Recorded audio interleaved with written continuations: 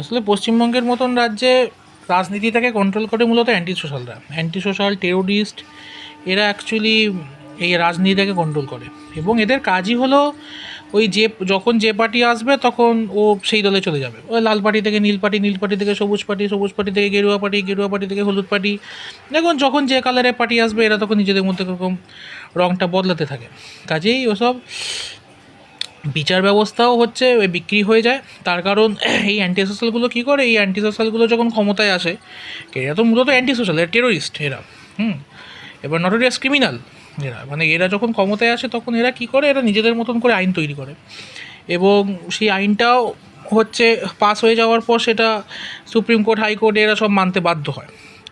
এবং বিচার ব্যবস্থাও এরকম আইনের হাতে বিক্রি হয়ে যায়। কেন, বিচারক যদি ঠিক না থাকে, বিচারককে যদি ভয় দেখানো হয়, বিচারককে যদি হুমকি দেখানো হয়, তখন দেশের কোনো ভালো বিচারকও ঠিকঠাক জাজ করতে পারে না।